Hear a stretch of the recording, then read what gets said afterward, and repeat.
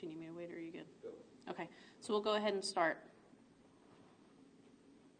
Okay, so on Tuesday, June the 1st, at about 2:52 p.m., medic responded to the 17,500 block of Caldwell Station Road, which is a mobile home community located just on the east side of Highway 115, after a family member had located a victim deceased inside his home. That victim was identified as 58-year-old Michael Euguene Elliot. It was apparent that Mr. Elliot had suffered multiple gunshot wounds. Therefore, detectives with our agency responded and a homicide investigation commenced. On Wednesday, the following day, June the 2nd, our detectives searched a wooded area that was directly behind the mobile homes and located a second homicide victim who was identified as 26-year-old Kendrick Eugene Knight. Mr. Knight was also a resident of that same community. Mr. Knight had suffered from multiple gunshot as well as stab wounds. As the investigation continued on into Thursday, June the 3rd, detectives conducted a check the welfare at another mobile home within that same community as the first two victims. The homeowner had not been seen in a few days. Inside the home, detectives located a third homicide victim who was identified as 41-year-old Phillip Daryl Jewell, who was deceased from an apparent gunshot wound. Inside that same home with Mr. Jewell, detectives also located the body of 21-year-old Michael Jacob Matoka, who was deceased of an apparent self-inflicted gunshot wound. At this time, detectives with our agency believe that Mr. Matoka has been identified as the person responsible for all the deaths involved in this case. However, this is still a very active investigation, and anybody that has any additional information is asked to contact the Huntersville Police Department at 704-464-5400 or the North Mecklenburg Crime Stoppers at 704-896-7867.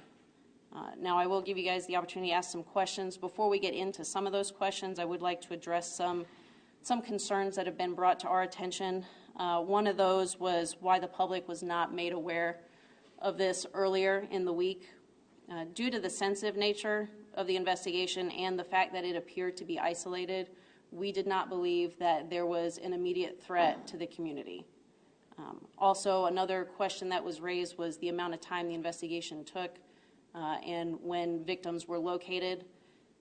Our officers and detectives were on scene continuously throughout those 3 days. So if you guys have any questions, I'll open those up to you. Yeah, is there any indication that these four people knew each other? So two of the victims were friends. That was the suspect, who is Mr. Matoka, as well as Mr. Knight. They were friends. Mr. Knight was familiar with all the other homeowners in that mobile home community, but we do not believe that Mr. Matoka was familiar with some of those individuals. Do you have a motive for the shooting? We do not have a motive at this time. We're not sure. Did he live in a community, the suspect? He did not live in the mobile home community, no. He is a Huntersville resident, or was a Huntersville resident.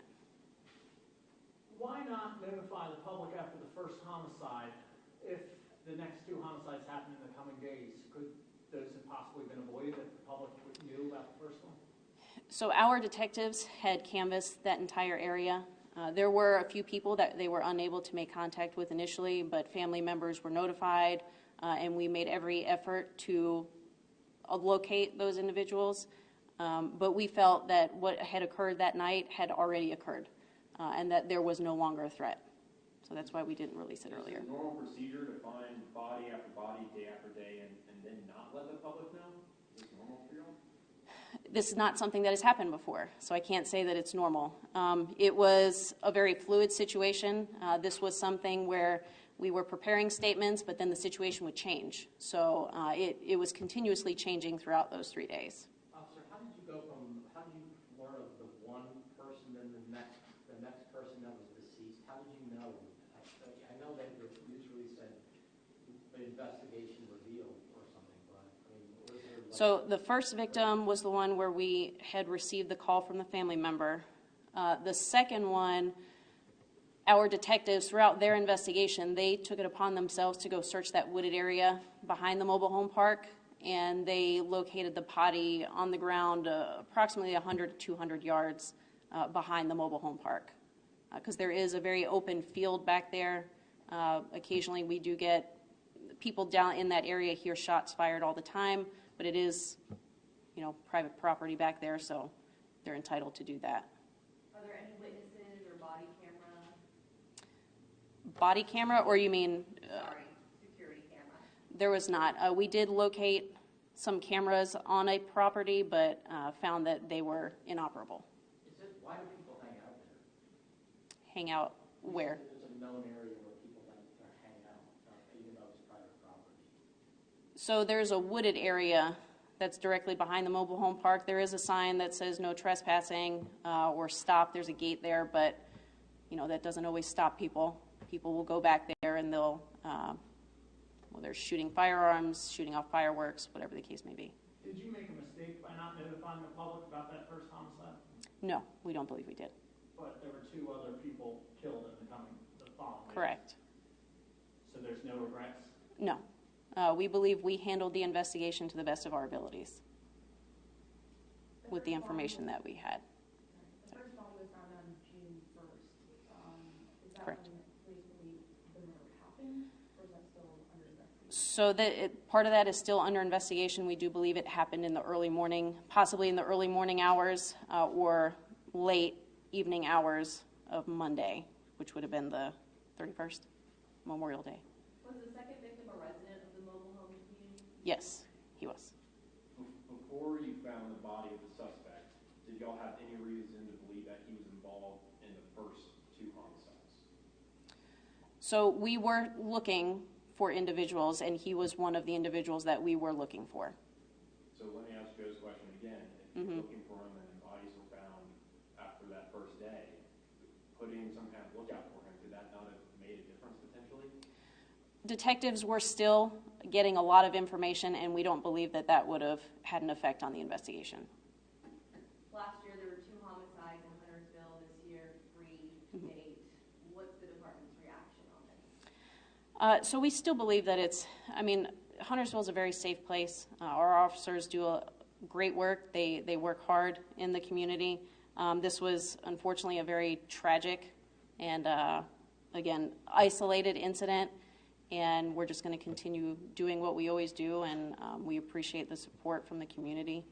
So we'll just keep going. There's never been a triple homicide in Huntersville?